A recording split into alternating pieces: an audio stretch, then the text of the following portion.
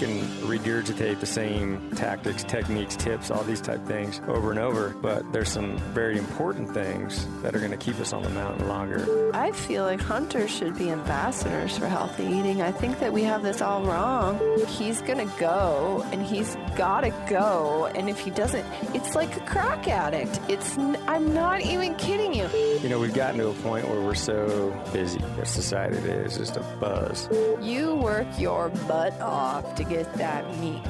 Why are you going through McDonald's? The idea with the Western Hunting Summit is to try to go through all these little things that are going to help you. I'm Dr. Hillary Lampers. And I'm Ryan Lampers. And we are on the Wild Initiative podcast. Put down your latte and pull on your boots. There's a lot of people that can pull the trigger on an animal, but they don't know what to do with it after. If you would have told me that a stupid turkey was going to make me get that excited, I'd have told you were crazy. It's just a skill that you have to perfect over a lot of years.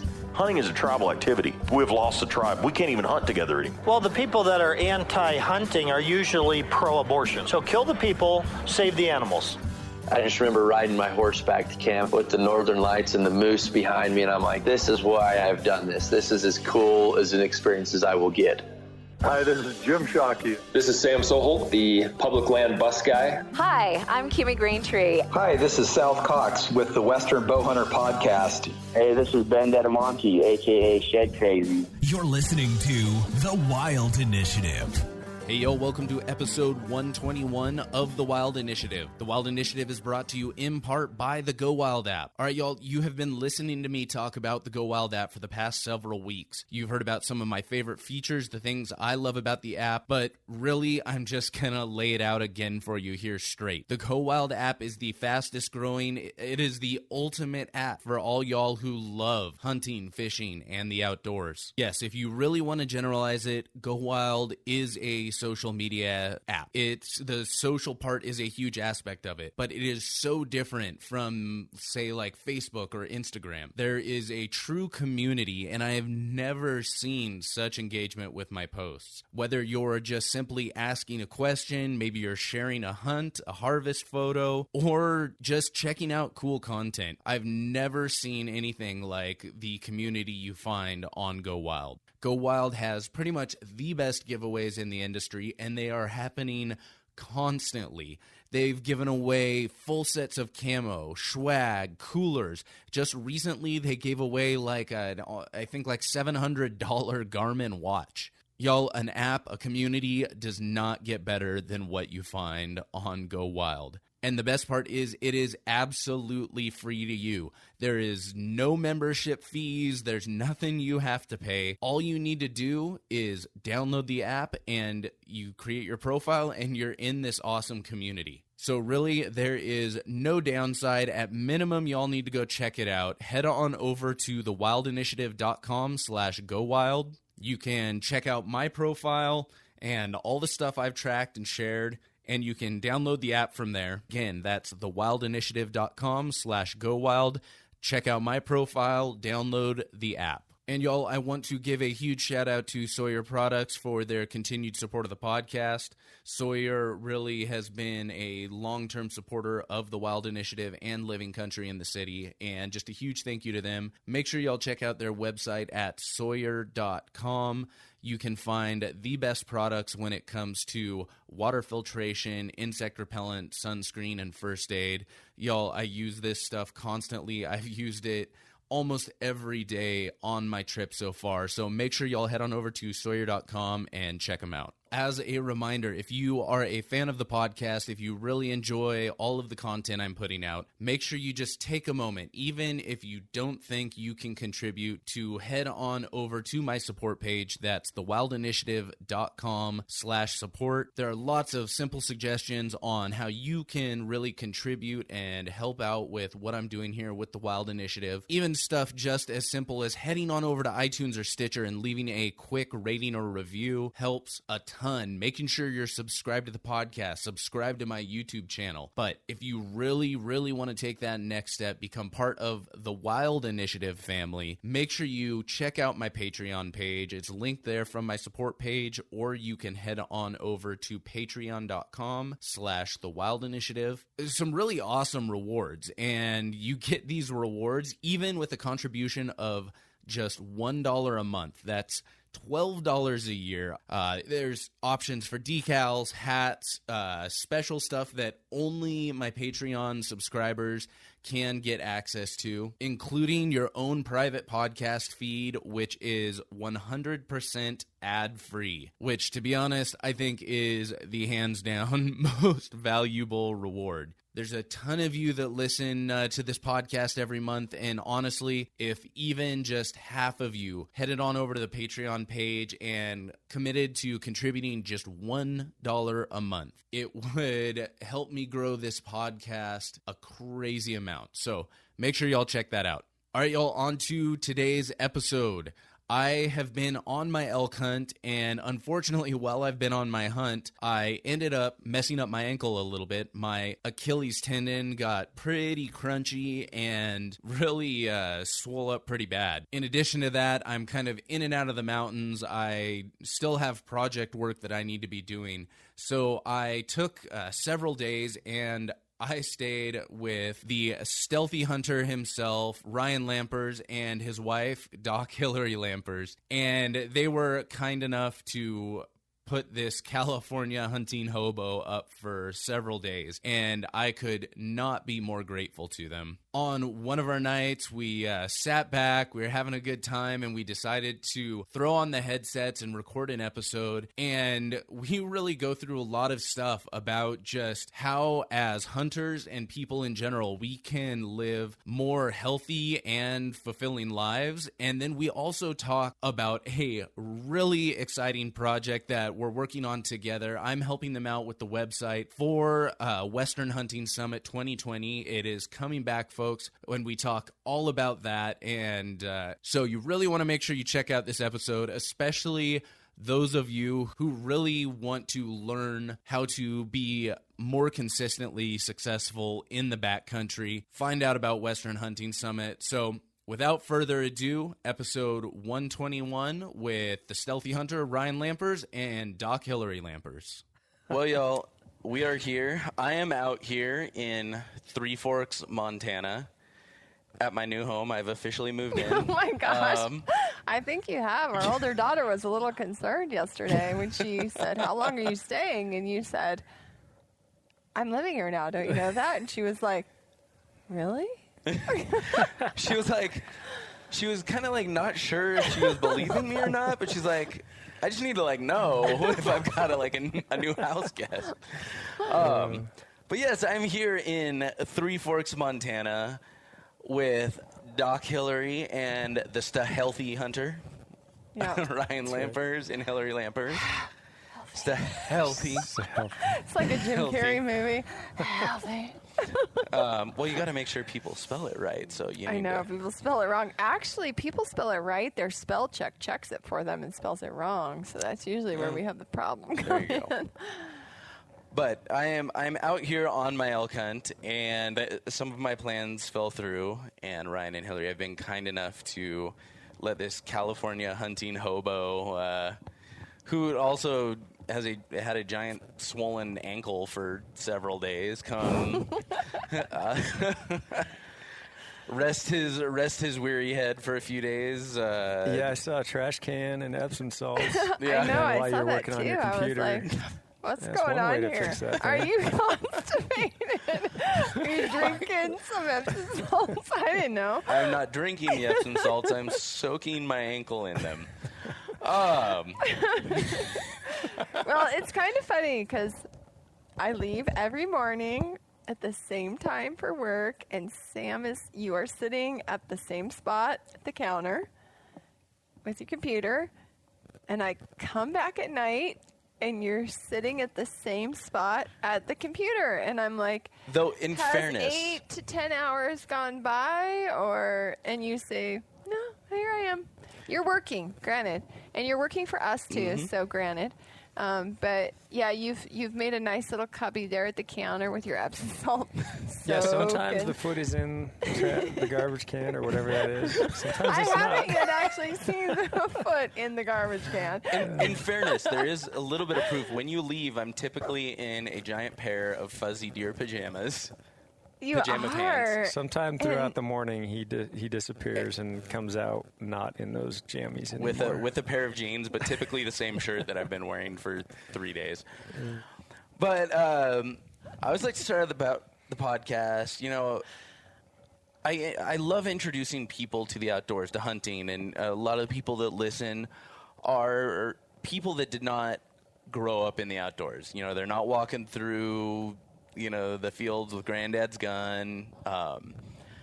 So I always just like to hear from a variety of people how they got their introduction to the outdoors or hunting or whether it's farming or whatever that happens to be. So we'd just love to hear from the both of you how you were introduced to the outdoors originally. Yeah, for sure.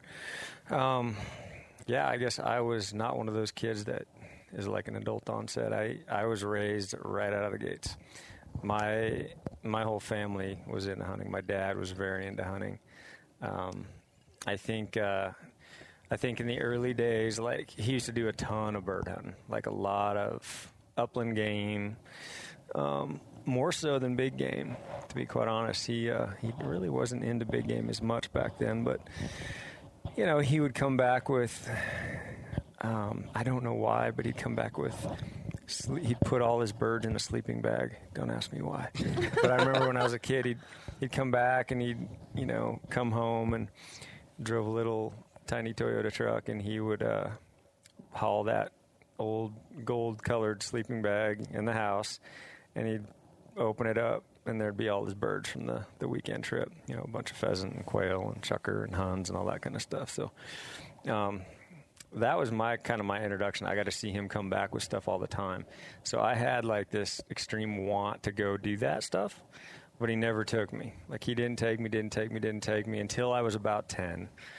And then you finally pass that hunter safety course and you get the opportunity to go, and then you want it so bad, it like never leaves. You got that desire to do it. But really heavy into the fishing as a kid. Again, everything comes from my dad. So I think Hill is significantly different than my childhood when it comes to the outdoors. It was just my entire family, between uncles, grandparents, and my father. My mother wasn't into it so much, but very big part of our life. So that's how I got introduced to it. Well, my childhood wasn't much different as far as the outdoors. I actually grew up here in Montana, and when I was a kid, we would go camping in Yellowstone. That was pretty common. We'd go fishing in the lakes there. As far as hunting, I wasn't really exposed to hunting until I was a teenager, and my stepfather at the time was a Native American, and he hunted a few times when I was a younger teenager, and my mother and I would clean the meat up and package the meat up.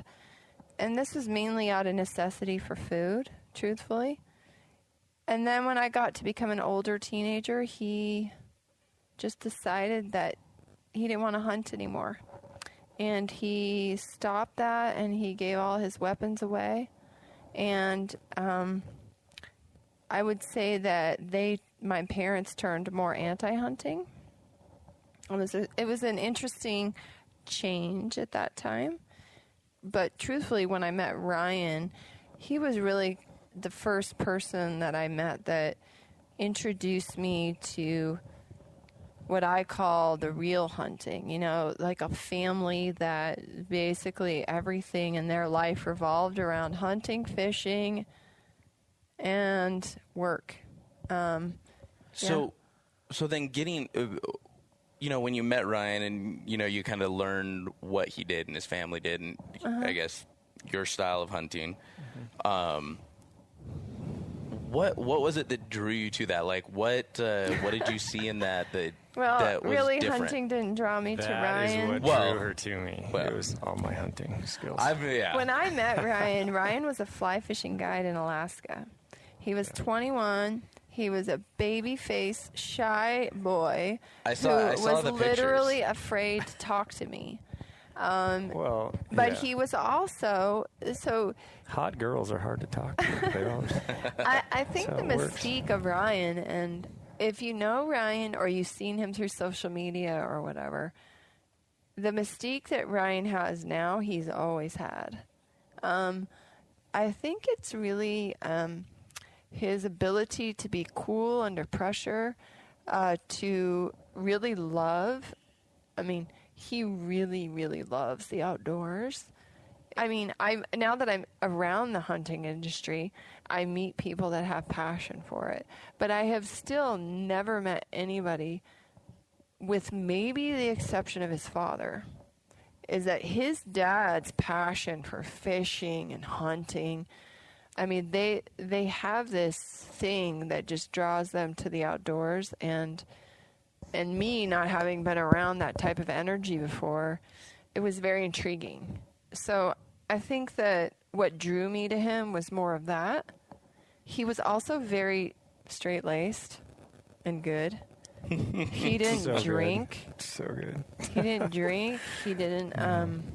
No, I mean, I'm sitting here drinking moonshine right now, and he's looking at me like I'm crazy. And I've got some Enduro in my. Yeah, I mean, and we were having discussions earlier. You're like 9 cups of coffee. Well, I should say it's 3 cups of coffee, but each of those cups is about the size of a. Very strong. Is very about, big. Yeah, they're about the size of like 3 normal version cups and that's of coffee. The thing, is I don't have any vices. I don't smoke or drink or chew or just none of that stuff. Just I mean, even caffeine, you don't see him get jacked up, and he's had 9 cups of coffee. But I do love coffee, so if I have a vice in life, it's coffee for sure. Yeah. So, what is it that Hill's kind of talked about? A lot of one of the many things that kind of drew her to you was this passion for the outdoors, was how much you love it, and I mean, probably one of the most important things to you, especially at the time. I mean, I don't know if it's something you can even really summarize, but what is it about the outdoors like? Yeah, that's a good question. I don't know. It really is hard to kind of define or explain. It's just something that's there. I think, like Hill mentioned with my dad, that's his world revolves around it. As far as he's really into fishing more. He always has been. We share similar interests in gardening. I used to hate gardening, though. I absolutely used to hate it. And you used to love fishing, though. I used to love fishing a lot. You were a fisherman when I met you, not a big game hunter. Yeah, I used to hunt birds a lot and dabbled in big game. Deer every year, of course, but not so much. Not even close to what I do now. But gardening is funny. Growing up, with my father, we both loved fishing. And my dad would still say to this day, if he had to pick one, he'd pick fishing every time. And I'm the opposite. I would definitely taking off and going hunting in the mountains versus going out in the Puget Sound and chasing salmon or steelheading on the rivers.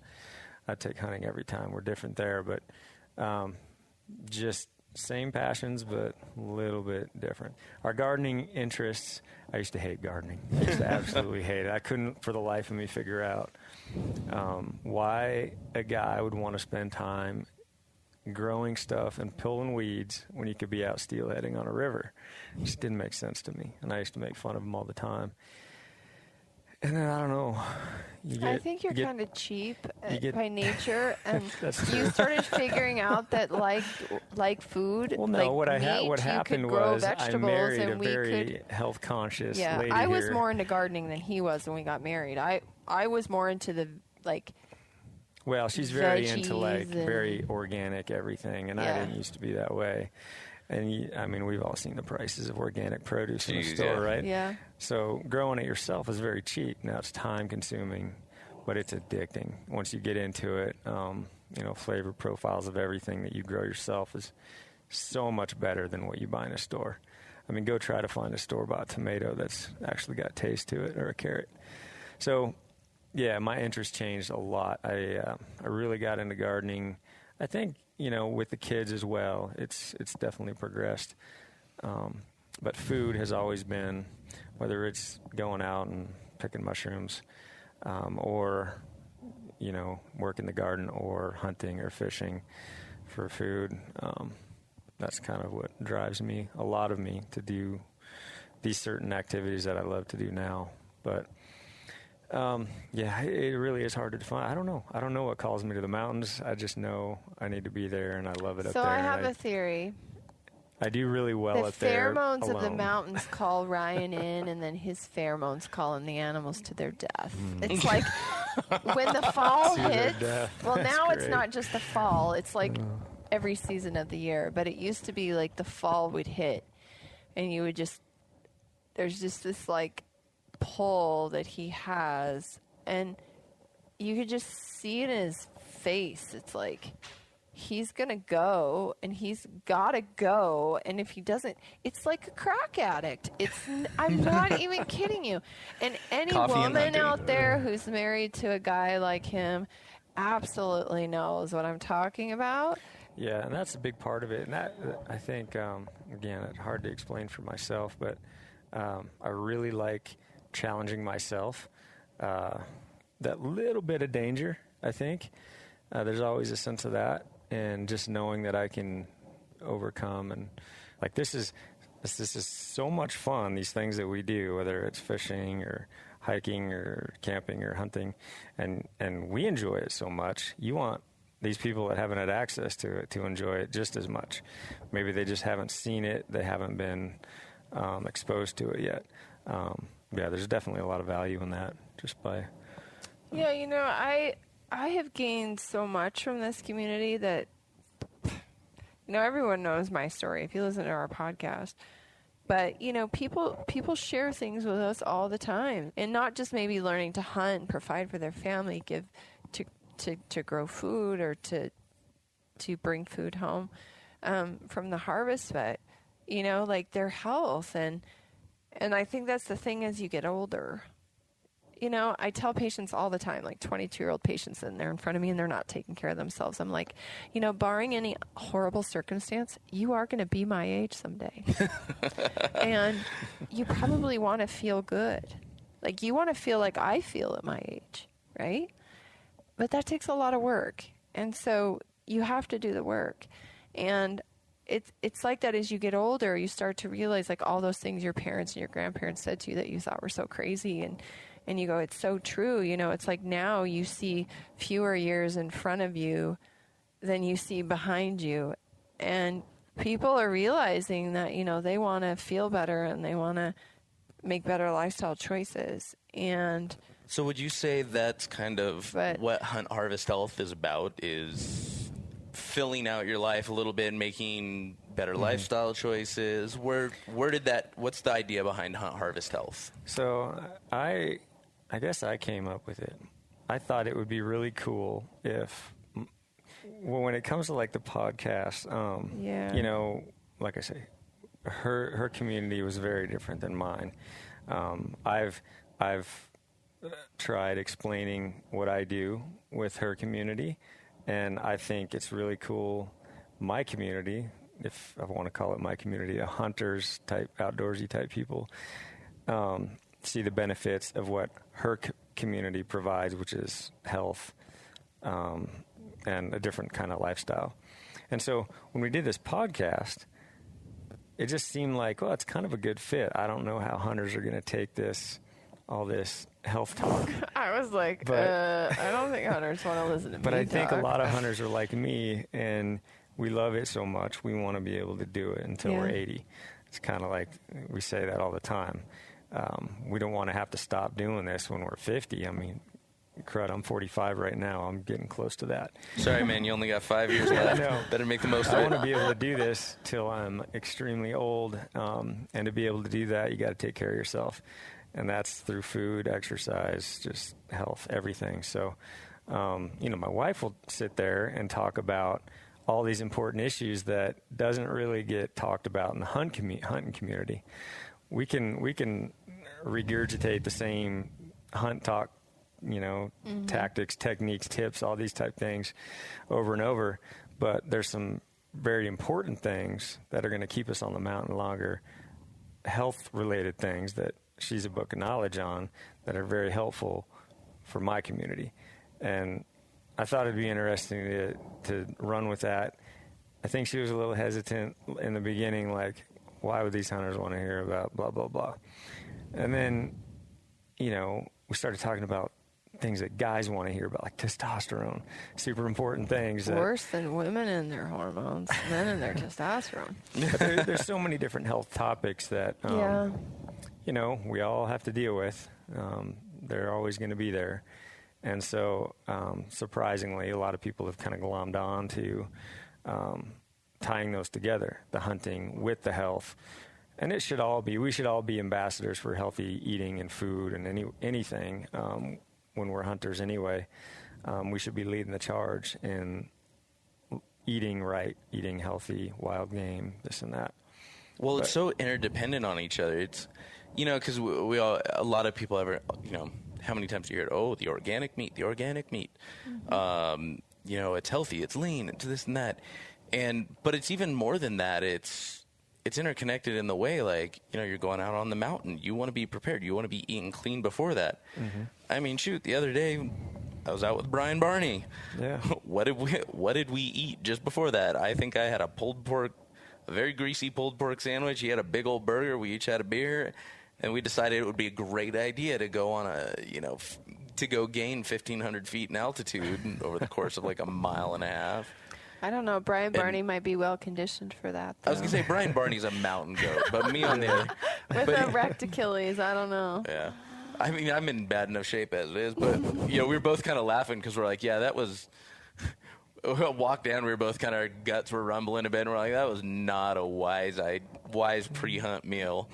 I mean, but it's all so interconnected. It's a big loop. Eating well and then going out and harvesting that food, and it's really a critical thing because, not talking down on anyone, but this isn't sitting in a tree stand all day. Mm-hmm. This isn't, just walking through a flat wooded area trying to hunt deer. There's a little bit of effort involved in, say, elk hunting or high country mule deer hunting. Yeah, Western hunting is difficult. I mean, it doesn't have to be. You can obviously hop on a quad and probably get an animal every year if you know where to look. But if you want to do it in a way that adds adventure and a lot more challenge, you kind of have to be in shape, especially out here in the West, because these mountains are steep, and sometimes to get away from, when you're on public land, you got to get away from people to have success or consistent success. And to do that, you got to venture far and wide into those mountains and spend time back there. So you got to be conditioned. And it's going to be miserable if you're not conditioned. Or if you went into the season eating like crap and it was just, a steady diet of fast food, you're not going to perform well up there. And it's interesting. I still hear people say, well, you don't have to be, a health nut. You don't have to run marathons to hunt. Of course not. You don't. But if you want to do it in a certain way, what's the damage of going and doing it that way? Like, what's it going to hurt to stay in good shape, eat right? It's not going to hurt you at all. It's actually going to help you. And it allows you to push farther, and you're going to have that extra comfort. Like, you're not going to be hurting and sore every day. I know if I wake up on the mountain and I'm sore, I may think twice about going down, dropping 2,000 feet, and going for that animal. Well, I've always said, I think I've said lately, is I feel like hunters should be ambassadors for healthy eating. I think that we have this all wrong, that in the health community that I'm from, you're right. You talk about grass-fed beef and wild-caught salmon, and but they're not hunting and they're not fishing. They're buying these things from Whole Foods or boxed meat programs or whatever, or they're local farmers. But hunters are actually the ones who are doing this, and I feel like it shouldn't be the health community telling people they should be eating healthy food. The hunting community should be the community that's emulating what they preach, or what they talk about. And having been, well, you know, I have no idea about Midwestern hunting because I'm not involved with that, and my husband doesn't do that. He's a Western game hunter, and I see how hard he works. I see the shape he needs to be in. I see the food he needs to eat and what he prepares. So, you know, I'm probably just a little bit biased. And I understand that the majority of the hunting population in the United States is whitetail hunters and, you know, Midwest hunters and turkey hunters and stuff like that. And like you said, you know, no insults, you know, here, but even those guys, you know, it's like we should be the movement of people that are changing the food situation in this country. Because we want to hunt, we want to have the right to hunt, we want to have the right to procure the best meat on the planet, yet we want to eat a bunch of garbage while we're doing it. It doesn't make sense. And so if we want to show the lefties or the tree huggers or the greenies or whatever you want to call these people, we want to show them the Californians. We love Californians. We have one in our house right now. No, but I mean, if we want to show that this is what we are talking about, like, we need to practice what we preach. And you know, it's like listening to Shane Mahoney. I mean, I'm sorry, there's people out there that say they don't like Shane Mahoney, but you got problems if you don't like Shane Mahoney. If you don't like, we had this discussion earlier. Yeah, and if you don't like Shane Mahoney, you just need to go away. If you don't like Shane Mahoney, please leave a comment on this podcast and tell me why. And I am totally like stupid when it comes to a lot of stuff in hunting because I don't hunt. And I'm the first to raise my hand here and say I'm not ever going to tell a hunter what to do because I don't hunt. I'm just married to one of the best Western hunters in the United States right now. Hands down. That people know. And there's lots of them out there. But I've listened to Shane Mahoney multiple times, and I've heard him talk about the food situation and the wild game initiatives that he does to show that this is a very important piece of our heritage and of our nutrition. And that if we were to outlaw hunting and we were to stop these activities, not only would the wildlife be in crisis as far as like not being controlled, we would lose, I don't know how many millions or thousands, millions of tons of meat that are feeding people. Okay? So don't let these greenies over here tell you what to do. But if you don't want them to tell you what to do to be healthy, like live it, do it. Make your whole Eat life some vegetables. about... And, you know, I am not a elitist with that. I used to be. I used to be a real elitist, like, oh, if you eat this, you're like a bad person. And I've learned, I've gotten older. And here, I always tell people now, enjoy your life, don't destroy your life.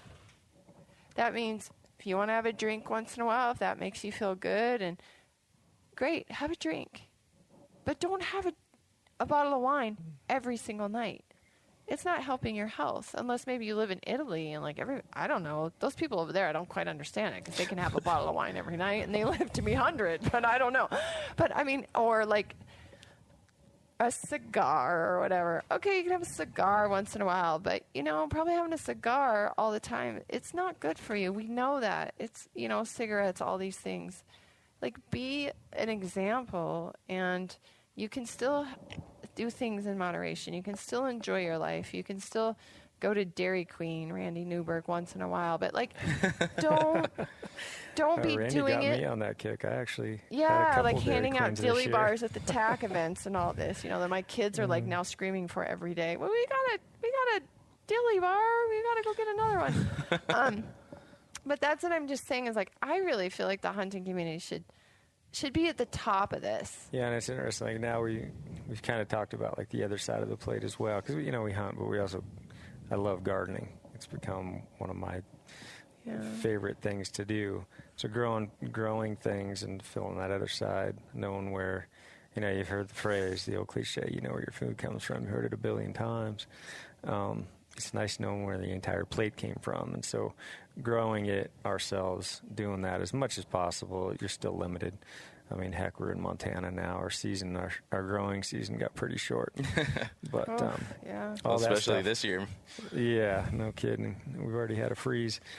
But yeah, she's completely right as far as, being ambassadors for healthy living, healthy food, about knowing where it comes from. We need to do more as far as the rest of our food is everything. Well. It's everything. Every single person I sit down with at work, every single person that has a problem, it's the foundation of everything. It's like, it's the medicine. Socrates talked about this. Like, if you're not addressing your food, you're missing like the huge elephant in the room. I can give you so many medications or supplements or pills or I don't know, what hormones, whatever. You have to be aware of your diet. It's essential. And a lot of that comes down to being in control of your food.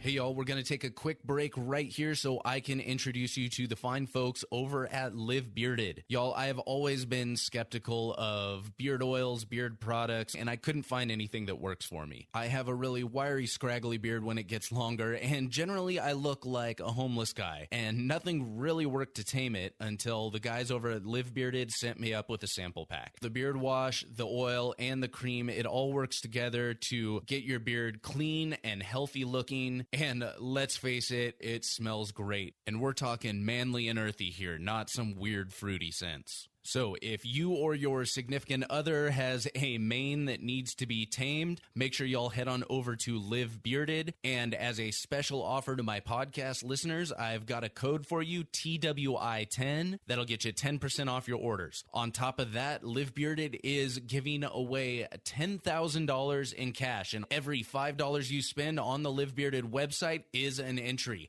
Think about all of the tags you can buy with $10,000 in cash. So head on over to livebearded.com, use code TWI10 to get 10% off your order, and get entered to win that $10,000 prize, and spend it all on hunting tags.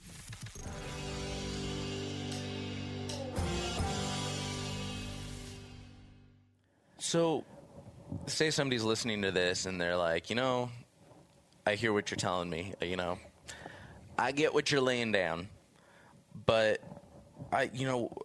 where do I even start? Because taking this on is suddenly okay, nope, I need my lifestyle to be completely different. It just doesn't, you can't flip that switch all the time. What are, where can somebody start with their, with their physical health, with their, what they're eating? What are some initial steps? Oh boy, that's a big one. That's a loaded question. I get a lot of emails. That's like a huge umbrella question, and I do get emails. People are like, "Okay, I need to get healthier. What do I do for my diet?" And I'm like, "Holy crap, that's a huge question." Well, because maybe what are your genetics? What are some directions some people should be focusing on? I think things to just eliminate. Are we talking to hunters easiest. Here, or people that don't hunt? Well, let's focus on hunters. Just, okay. I think as a I think hunter, eliminating certain foods is going to be the easiest way to explain. Eliminating or starting to decrease them. Yeah, decreasing your sugar intake, for example. Yeah. Sugar is it's a killer. Inflammation kills. Sugar causes inflammation. It's really bad for you. Cutting that down, maybe not out, but down, way down. Processed foods, trying to eliminate getting your daily out of a box, out of going for actual real foods, meats, vegetables, fruits, those type things. Nothing crazy. Doesn't have to be complete 100% cut out all sugars and don't have a treat, because I know we sure don't live like that. You've been here with us. And we see my daughter won't eat anything, but she's like, "We'll eat a burrito." So I'm like, "Okay, a bean burrito it is." Yeah. But trying to just eliminate certain things and add certain things slowly, so it's not so drastic. I think if you go drastic out of the gates, if you haven't lived like that, it's going to be difficult. Just baby steps. And obviously my wife can answer this a lot better than me. She's a physician, so she can talk about I'm nutrition. actually the least of the food Nazi. You're the one, and you're a little bit more than I am at this point. I mean, this is what I think as I get older and actually having children kind of changes the game, because when you're an adult and you're feeding yourself, like, we could be really strict. Like, Ryan and I, if we wanted, we could, like, cut out all the sugars. We've done gluten-free, dairy-free. I've done keto. We've been, like, really. Then you have kids. And you have a kid who will not eat anything you put in front of them healthy. I don't like zucchini. I don't like squash. I don't like avocados. I don't like eggs. And we have fresh chicken eggs right here. It makes me throw up. I won't eat that. So what do? You struggle, and you start to learn, like, okay, and then some points you just, like, I need them to eat some food. And so, I understand the plight of parenthood. It's really difficult. But if we're talking about, like, yourself minus that, I say, like, the first thing to think about is, like, how do you actually feel when you eat food? I think so many people are disconnected from how they feel. So they're used to, I don't know what they're eating in the morning, garbage food or too much carbohydrate or whatever. They're not connecting how they feel with food. And so what I always tell patients is, like, well, how do you feel when you eat that food? They're like, oh, I know I shouldn't eat gluten, but I eat gluten. And I say, well, how do you feel when you eat gluten? Do you feel bad when you eat gluten? Well, no. Well, so why do you think gluten's bad? Well, because they said gluten's bad for me. And I'm like, well, do you feel bad eating gluten? I don't think so. Okay, well, here's the deal. Like, don't eat gluten, like, all day long. But if you have a little bit of gluten and you don't feel like it's making you feel bad, that's one thing. But if you get a headache and you get bloated and you get constipation and you get emotional and you can't get out of bed and you're eating gluten and sugar and dairy and all these things, we have to cut it out, right? But people are so disconnected from the way they feel when they eat something. I think the difference with Ryan and I now. Does anybody ever feel good, like somebody pulls up to McDonald's and grabs a couple Big Macs and a bunch of fries? People don't realize how they feel. I think a lot of people are used to feeling lousy. And isn't everybody you feel get that bad immediate, after that? like, no, you get a jolt and then bit of pleasure, and then they'll be the first ones to them and be like, oh man, I should have eaten that whole thing. And then they forget it the next time they hop in that McDonald's line, right? Well, I mean, it's lazy. It's convenience. And well, this is the other thing is, again, if we're talking to hunters here, it's like you work your butt off to get that meat. Why are you going through McDonald's? You killed that animal, like, you went in and found that animal to start with. You packed all your gear. You spent a year buying your gear, getting it ready, packing your truck, packing it in your backpack. Every little ounce is measured and wrote on a whiteboard. And then you put it in your bag, and then you hike it up 20 miles. And you set up your camp, and then you go in and you kill this animal. You spend all night dressing out this animal, hanging its meat up in a tree. Like, am I forgetting anything here? Like, I'm probably forgetting a million things. The uphill pack out. And then, in and out. Oh, yeah. Ways. And the pack out. Somehow you managed to go uphill on the way in and the way out. And I still don't know how that works. Well, 3 days, like an elk. Ryan, if he kills an elk in Idaho, he just killed an elk. He had 3 days of packing out meat by himself, and luckily the last day he had help. Yeah. He would have been 4 days. And this is what you do for your meat? And now you're going to get in your truck and you're going to go drive through McDonald's and you're going to eat an animal that, one, was probably tortured and treated like crap and fed a bunch of grain and given a bunch of chemicals, and then you're going to put that in your body after you just went through all of that to get really good, high-quality meat. That's the disconnect. And no insult on anybody.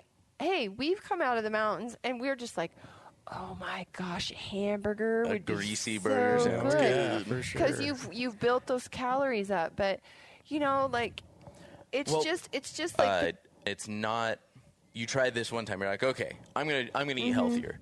So I'm going to eat like a nice healthy breakfast with some eggs and avocado, like a hearty breakfast.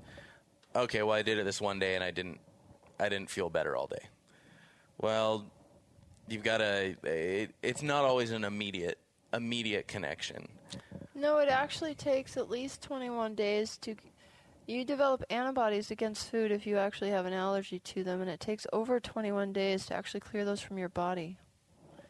So, if you're allergic to gluten, it takes over 21 days to actually clear the gluten that you just ate today from your body, the antibodies that were produced for that. So the typical time that you have to tell patients to eliminate these foods is at least 3 to 4 weeks. So if you do it for one day, there's what's called delayed reaction. You can eat gluten today, and 3 days from now you can be tired, have brain fog, a rash on your body, whatever. And that's because you ate gluten 3 days ago. Or peanuts or dairy or whatever you're allergic to. So even just trying to improve your diet, it involves patience. It involves persistence. I mean, like anything. You know, we're hunters. You think we would have this patience and persistent thing somewhat figured out. I mean, I sure as heck don't. But it's called convenience. And this is the blessing and the curse of our modern food thing. We are not, well, you and us here, we are not starving, okay? There are people in this country that are starving and that don't have food, or they're starving because they're poor and eating unnutritious, nutrient-depleted food. And these are obese people, overweight, have insulin resistance, and they come in, they have multiple nutrient deficiencies. That should not be even heard of in a country with as much food as we have, okay? But it happens. And there are people on the streets and homeless. There's people that are hungry, so I won't say that. But in this day and age, it's convenience. And food is convenient. I can walk in Bozeman, Montana into any grocery store and find anything that I want. I can find bananas in the middle of winter. So it makes it easy. It's really hard nowadays to tell people to change their diet and cut things out. I mean, food is so convenient and so easy. I mean, what we're talking about here is ancestral living. We don't really live like that anymore. You know, our whole day doesn't revolve around finding food. Now, Ryan's days might, but most 4 out of 5. But most of the population is not concerned when they get out of bed. How am I going to eat today? They get out of bed, and they just have all this food in their fridge and all this stuff, and like, I'll just have cereal. Or they don't even eat it. I mean, now keto, intermittent fasting, feeding window, shortened carnivore diets. Let's fast for, and we believe in fasting. This is what our ancestors used to do. Fasting wasn't something you purposely did. Fasting was something you did because you didn't have abundance of food. And your body knew it. And your body fasted. It was like a natural rhythm and a natural mechanism that certain times of the year you ate a lot more and certain times of the year you didn't. We don't have that now. It's like total dysregulation. Our hormones, our brain hormones, our hunger hormones, everything is insulin. I mean, what's one of the top killers in the United States? Diabetes. Diabetes. And diabetes is a total insulin dysregulation from overconsumption. Our ancestors did not have diabetes. If they did, they had type 1 and they were dead. Because you didn't get insulin, you're dead. So that's the problem we have now, and that's what I encounter with patients. They're just like, well, what am I going to buy in the grocery store? What am I going to eat? It's like there's so many choices now. People are just like confused, and they don't even know how to cook a green out of the garden. Like, well, how do I eat that? How do I make that? And I'm like, it's pretty simple. You know, just do this. But remember, too, our sweet taste buds are developed first. They're developed early, and we like sugar, and so because of glucose and glycogen for our brain, and we just grow up with that, and everything is sugar, so we don't get a good bitter taste. We don't get these other sour, bitter, these things feel, ooh, I don't like greens. Ooh, I don't like fermented food. Ooh, I don't like that. Well, that's what your ancestors were eating. They were eating like meat, fermented food, whole dairy, if they were eating dairy at all. You know, they were getting very little sugar in their diet. Berries, seasonally.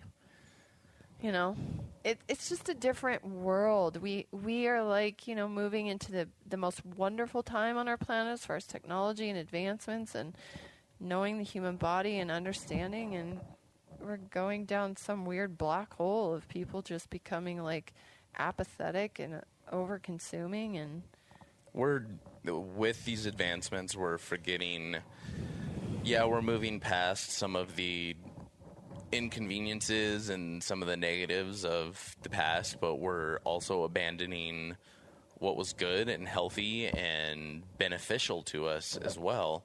And we're being contaminated. Our food supply is contaminated, and we won't even go into that right now. But oh man, and you men out there should be concerned about this. Another thing, hunters, be concerned about this, because you need all those good hormones to climb those mountains. And when I have 25-year-old men coming in with hormone depletion due to just years of exposure to chemicals and poor food supply and stress and estrogens, you should be concerned about that. And we shouldn't just be sitting by complacent saying, oh, those are just tree huggers who just, you know, they want to get rid of, like, chemicals. It's like, no, those chemicals are killing you. And they're killing your manhood. Bam. I'm sorry. That was my one mom rant. But I just feel like so many people want to stick their head in the sand about environmental this and all that.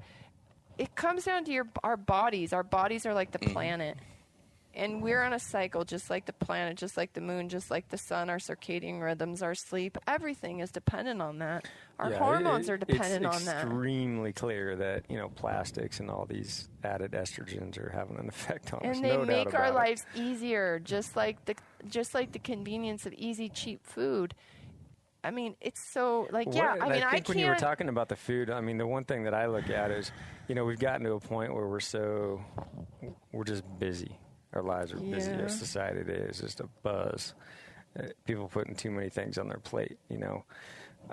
Just so much to do, so little time. They're not cooking their meals. It's easy and it's cheap to go hit a drive-through and grab the family a bunch of bags of junk and eat that. It's cheap. It's real cheap.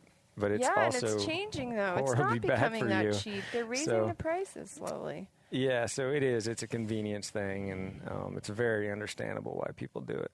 Yeah. But the long-term effects are, what we're experiencing in diabetes and all these different diseases. So it's too bad.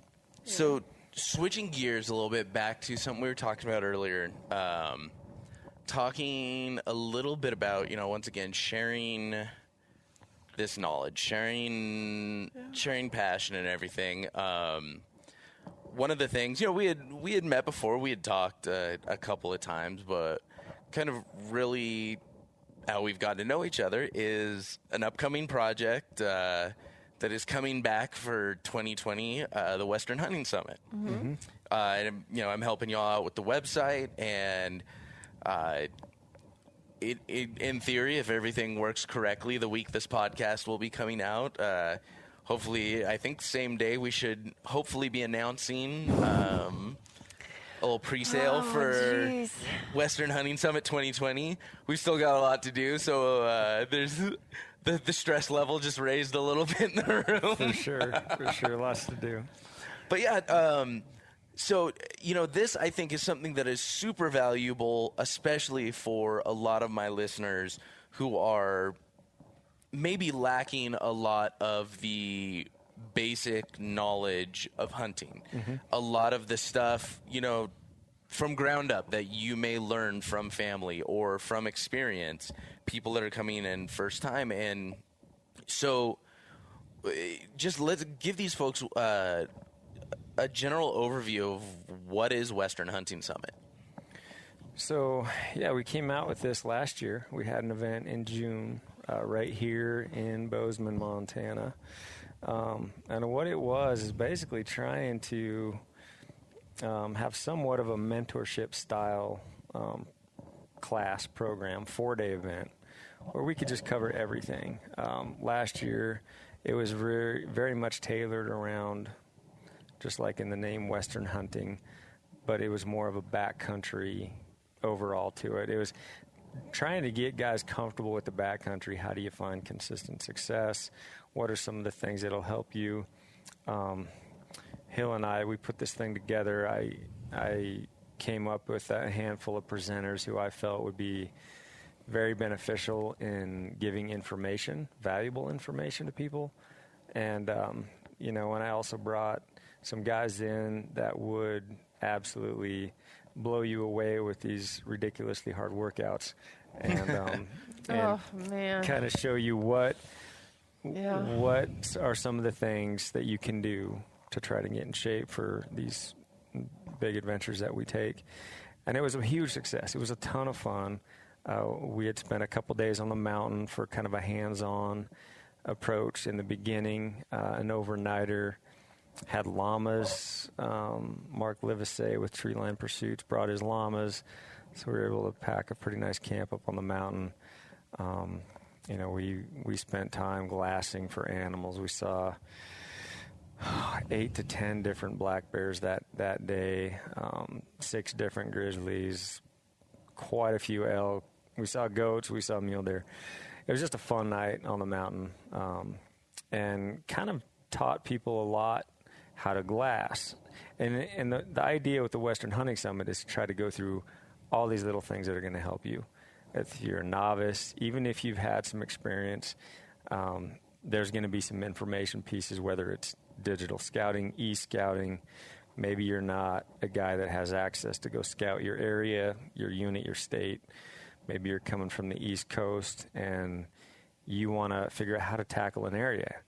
We've got a presenter that's going to go walk you right through everything you can do to put you in a great spot to start your hunt. Got guys like Brian Barney coming in. If you've ever listened to Brian Barney, he's a book of knowledge with everything hunting. He's extremely successful. He's one of the most positive guys you'll ever come across, and he's just full of great information.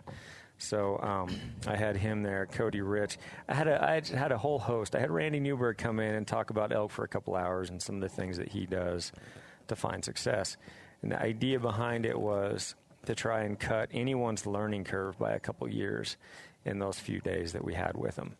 So it was a big success. I think we sent everybody away, very fulfilled. They got a lot of information out of it. We got a great response out of that. And so, well, I mean, just even kind of, we've been going through the videos from last year and some of the video clips, and there's some testimonials in there. And I mean, so much of it was like, oh man, this is amazing. I want to come back again. I think our videographer guy, Lee, he said that everybody that did a testimonial was pretty much like, I'm coming back next year. Yeah. And that, whether or not they actually come back, because, people have lives and stuff, and we had literally people from every corner of the United States. From Iowa to North Texas. Carolina, Iowa, Maryland, Washington, Oregon, California, Texas, Colorado. Like, we were shocked at the amount of people that took the time, paid the money, came here, and it was just for us to put that together, and just we kind of did a Hail Mary. Like, Ryan's had this idea. He wanted to do this. And we are like, okay, we're going to do this. And being new at it, not totally understanding it. And it was really cool. Mm-hmm. And we hold it at a archery shop here in Bozeman. So we can also get guys who are into archery hands-on, working with their form. We had Cody Rich working with people in their elk calling if they want to do that. So it was really hands-on in a lot of ways, and that's kind of what we're looking at this year. Again, we've got a whole new crop of presenters. We have some good presenters this year. And here's the other thing. I don't hunt. Yep. So I'm not going to this thing like, oh, I'm going to learn from these guys how to hunt. And I sat and listened to almost if I wasn't cooking food, because we made food for lunch every day, I was listening to the presenters. And all of them were excellent. And all of them for somebody who doesn't even hunt, they drew me in. Like Paul Medell, dude, that guy, like, I don't know, does he like talk to elk for real? Because he was doing all these different like calls and like why the cow does this and why the, and I was totally intrigued. I was sitting there watching like, wow. And so that's, to me, for somebody who doesn't hunt and doesn't even understand this stuff, and I'm not going to go into the backcountry and utilize these tips and tactics, I learned a whole lot. And so it's really fun to get these guys who are so experienced at what they do, bring them together, and then have them share their knowledge with a lot of people a lot of guys there were experienced hunters. And then there was an intercropping of guys that literally knew nothing. One guy didn't even own a backpack, and he came. And just to see like how everybody benefited from that, I don't know. This is like giving back, you know. This is how we're giving back to people, and Ryan has so much knowledge, but so many guys and gals out there. And we don't want to discriminate because we did have one gal come this year, which was awesome, and we want gals to come, whether it's majority of men presenting. They're gonna benefit as much as any man's gonna benefit, and honestly, it's a really safe space too. Because I say safe space, like I don't know. I know people are like, whatever, safe space. Is this a safe space? But you know, sometimes the thing with women is they're like, I don't feel comfortable bringing up my questions around men. This is what I hear because I'm the woman, and the women will say this. They may not necessarily say this to Ryan. You know, they'll say, I don't really feel comfortable bringing up my question around men, and so we want women to know that they need to come and they need to ask their questions and they need to be part of it, because it's not like men, like my husband or any of the guys that were there, are being discriminatory in any way. It's just that they're used to being more with men, and men hunt more. And this is just information. It doesn't matter what sex you are. It's just information. It's good information from presenters who've got a lot of experience on the mountain. It's just good information. It doesn't discriminate. So that's all we want. We just want the best information given out, the most important information, whatever's going to help people cut through all the grief of learning in the early years where it's difficult and it's frustrating. You know, we want people to get into this, have success, and continue the success, be able to fill their freezer every year. And a lot of the most important conversations come aside from the presentations. Time on the mountain, when you're hiking next to somebody on the trail, or you get to a spot, take a break, or you're at your camp spot for that night that we have up there, or the next morning. You know, those are some of the most valuable conversations that some of the attendees have had. Or even while we're at, you know, Big Sky Archery there and somebody's presenting, we have intermissions, lunch, all kinds of conversations go off on the side. So you're able to get a hold of anybody you want to, any one of those presenters, and ask your questions. We do a roundtable style at a certain point where any questions you have, you just ask. But I want all the presenters to be on hand, available for anybody to talk to. It's a small group. I think, you know, if you don't like, and I'm one of those guys, if there was 100 people there, I'd be a little bit uncomfortable just asking what I think could be silly questions. It's going to be a small group of people with presenters there to answer any and all questions. And this year, it's a little bit different. You kind of splitting it out a little bit more. Right. So species specific on this one. We're doing a kind of a late spring bear summit. We're doing a mule deer summit, and then a elk specific summit.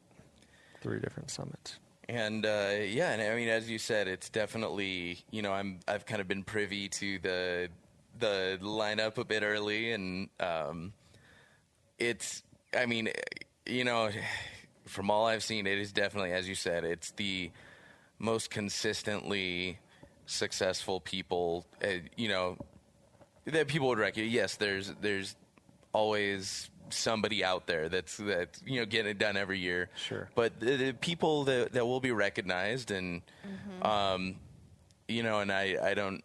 Hopefully, we should be announcing this at the same time, and if not, I'll cut this part out. But generally, I know you've got some exciting new people coming on, and without saying any names, you may not become the ultimate predator by coming to this course, but you'll probably get some help closing the distance. That's right? for sure. Yeah, absolutely. Good way to put it.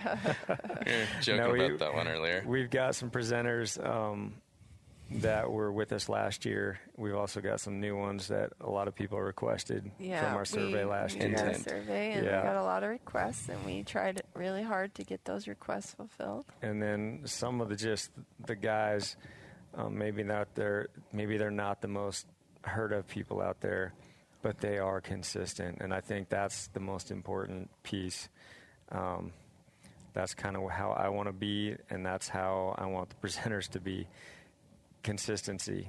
Maybe it's not every hunt, but every year they're getting it done. They're accomplishing their goals, and there's a reason why they're accomplishing those goals. They have something, and that's what I want. Those are the people I want presenting and sharing information for others to be consistently successful as well. And I mean, here's the deal. We'll all invest, several $100 in a pair of boots. It's for Western hunters especially. You'll invest, anywhere between $250 to $400 on a pair of boots ish, even more. You'll invest $600 in a pack system, $500 on a tent, another couple $100 on the thousands sleep start system. adding up. Yeah, my wife's not supposed to be privy to this. And Sam, I'm talking about myself. I'm not speaking about anything that Ryan is about. Everybody. Ryan is much more frugal than that. I have seen these hunting space now. I get it. But you go through this stuff and it starts adding up, and you build this stuff up over the years. But you spend this money on gear. You spend this money on even, whatever, buying new arrows, trying new broadheads. There's so much to spend money on.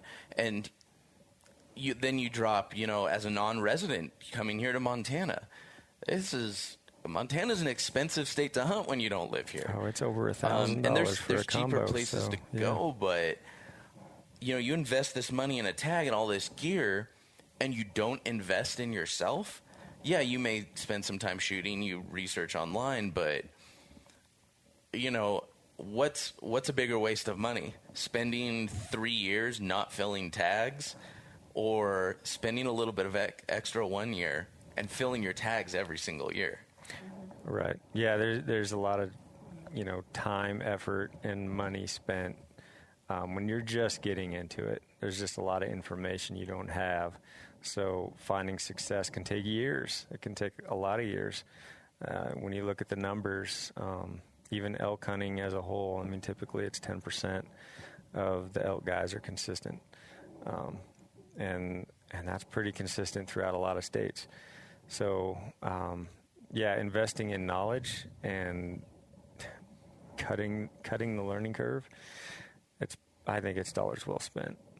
Myself, and I was fortunate growing up. I had a mentor in the beginning to teach me, and I learned at a young age, and it's just a steady progression. But realizing a lot of people don't have that, they're just getting into it, they're just starting out. There's a big learning curve when it comes to this Western big game hunting, and there's a lot of information that's going to help them out. So, and I'm no authority one way or the other, but from everything I've seen, just from what we've talked about, there's no better resource for somebody that says, whether you've been hunting for your whole life, but maybe you've been on the East Coast and you're like, I want to go chase some elk, or or maybe you're like me, where you're just you've just gotten into it and you're like, oh hell yeah, no, this is what I want to do, this is what I'm passionate about. Or you just want to get better, or you've been doing it for decades and you're like, I get one out of every 3 years, every other year, something like that. There is no better resource. These online courses are amazing. Books are amazing, and I can't recommend them enough. I've learned so much from videos and books and online courses, but nothing will ever replace the one-on-one, getting your specific questions answered, having someone like point something out to you when you're glassing, like it opens up a whole new world of things for you. Sure. So, you know, I really can't, those of you that are listening that want to really have the chance to become more consistently successful, I mean, you can't guarantee somebody's going to fill their tag every year, but you can push them a lot further down that road. Y'all need to make sure you check this out, Western Hunting Summit. There's a pre-sale going up. It is your best opportunity to get the lowest price. Also putting up some combo packages if you want to do multiple species. And it is also the only opportunity to take advantage of the payment plan. Because, I mean, it's not... it's an investment, and it is an investment in yourself. So if you pick up passes during the pre-sale, you can break it up into 4 easy payments, which are a lot a lot nicer to spread. I love spread having things our out. IT guy do a podcast on it. This is awesome. Yeah, I mean, we've also come to realize, you know, Ryan and I have done a lot of this ourselves in the past 3 years or however long we've been doing this now. And it's a lot of work, you know, to put these things together is like pull your hair out crazy, like trying to cover all the bases. And the fact that we pulled it off last year, and not only that, we made great friends. We were really happy with what came of it. And we provided a lot of education for people of all different levels.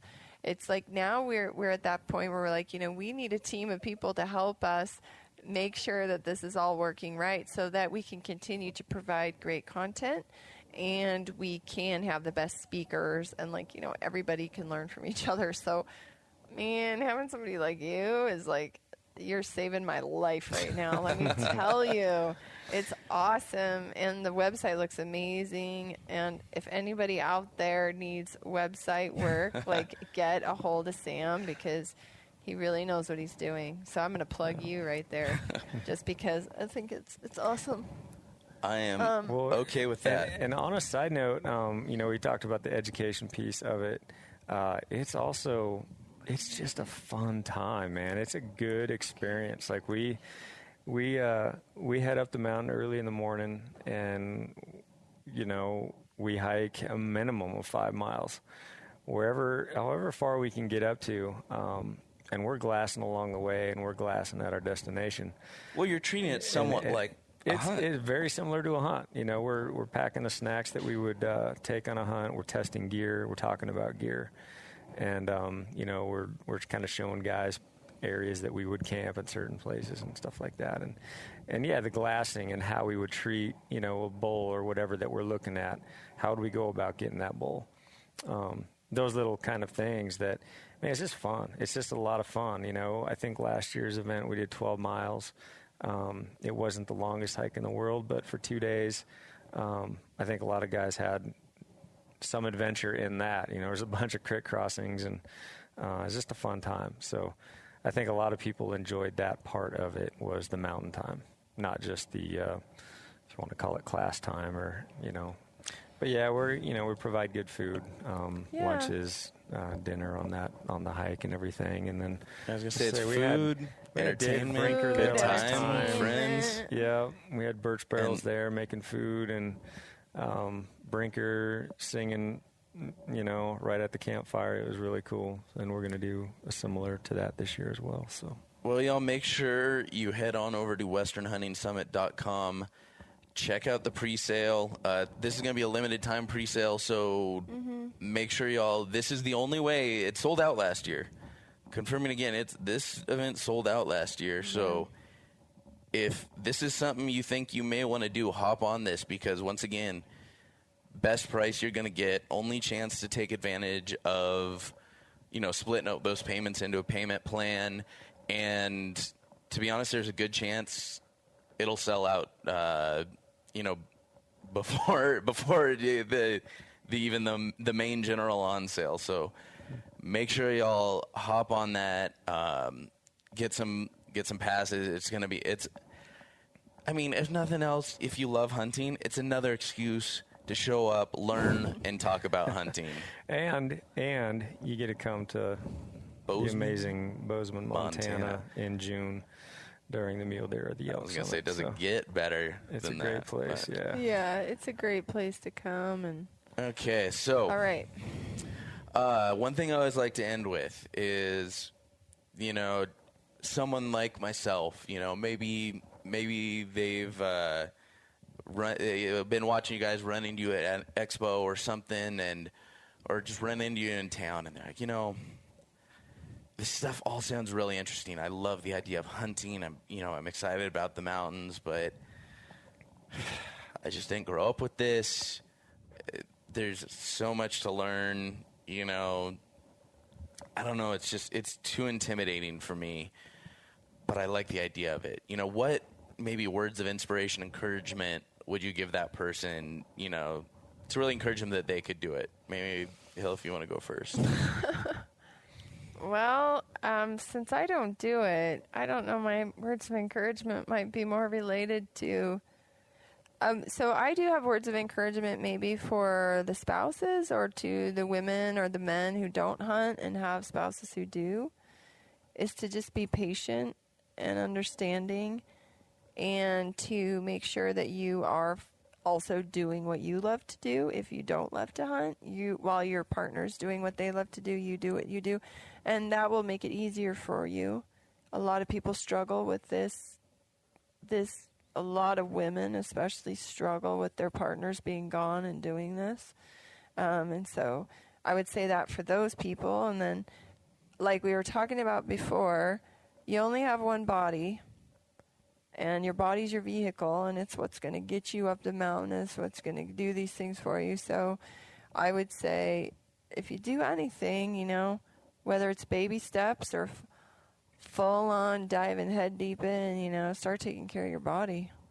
That's probably would be my recommendation, because I do see how hard, especially Western hunting. If we're talking Western hunting, I see how hard it is on your body and how well you do need to be aware and tune into how your body feels and how you're treating it. You know, don't disassociate what you put in your body and what you do to your body from how your body's reacting to you. But I don't know, just start doing something.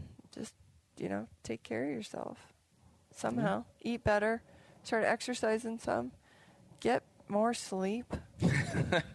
Which a lot of people don't do. One of these days. Yeah, well, I'm talking to myself there, so. But I don't know. Ryan's the hunter, so he probably has a better.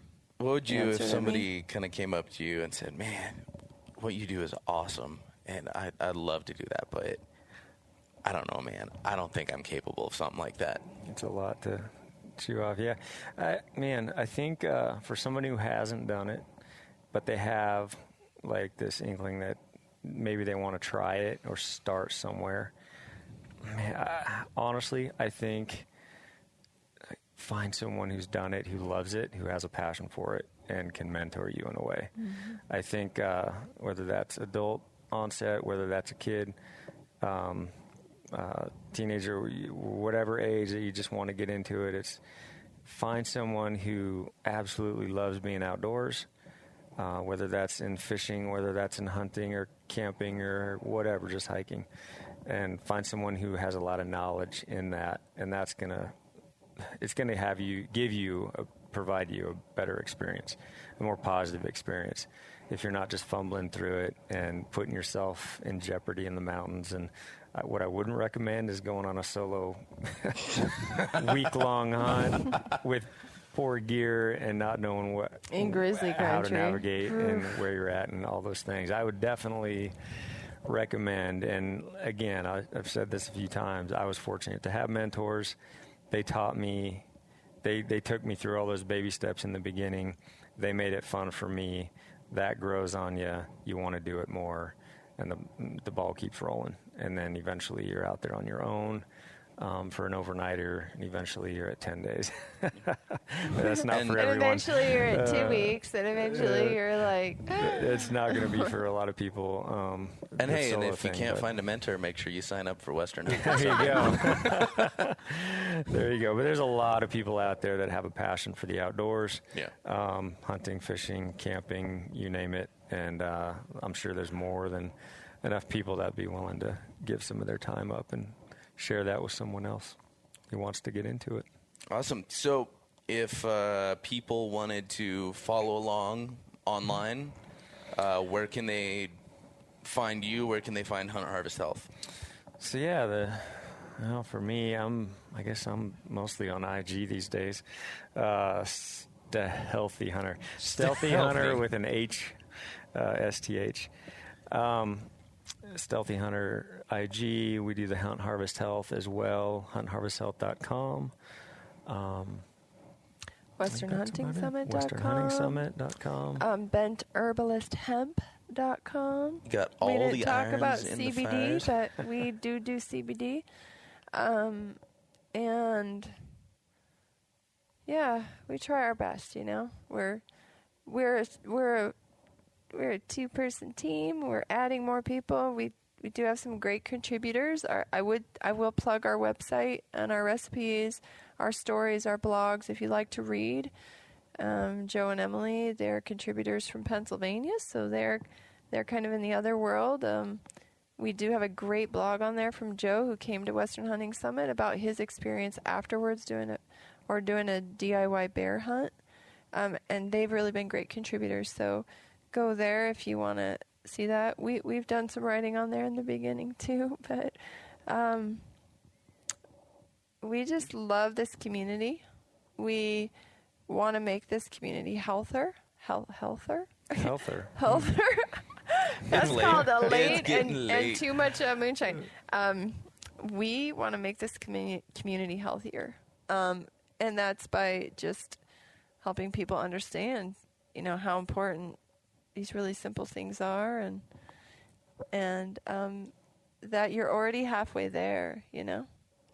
When you're hunting, you're already halfway there, so you can do the rest. And the other thing is nobody's perfect, so you just do your best, But there we go. On that, thank you guys so much. Thanks. Thanks for living with us, Sam. I know.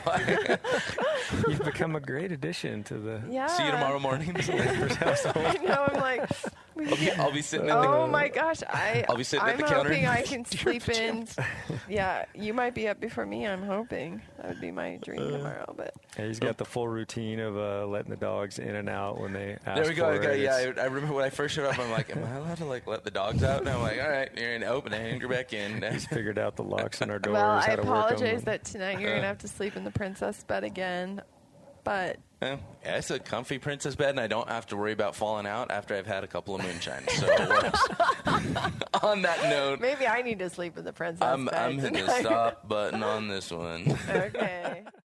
All right, y'all, that'll do it for episode 121 of The Wild Initiative. Another enormous thank you to Ryan and Hillary for not only sitting down with me to record an episode, but also taking me in for such a long period of time and putting up with me as an extended house guest. Make sure y'all check out the show notes page at thewildinitiative.com/121. Get links to everything we talked about in today's episode, especially to the Western Hunting Summit website. Make sure y'all pick up your pre-sale passes. It is the lowest price you can get them at. The only time you can take advantage of the payment plan and split that cost into 4 equal monthly payments. Also, y'all make sure you check out the Go Wild app. Again, that's thewildinitiative.com/Go Wild. Check out my profile and join pretty much the coolest community of hunters, anglers, and outdoorsmen and women on the planet. Again, that's thewildinitiative.com/Go Wild. Go download the app. And finally, for my bearded brethren, make sure sure y'all head on over to livebearded.com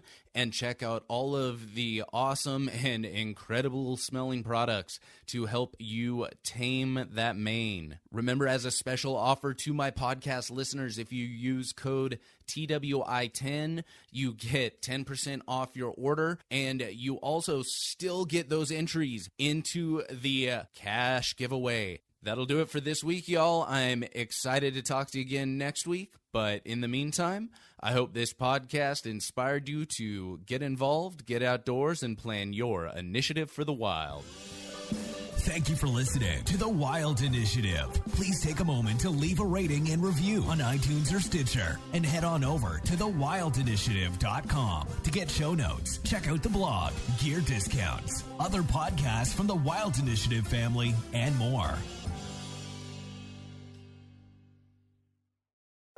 So however you guys want to... You want to introduce us? Well, I want to hear from the both of you. Myself. You're gonna have to. You are gonna have to talk on this podcast. I'm not gonna let you get away with just being the color guy. Dang it.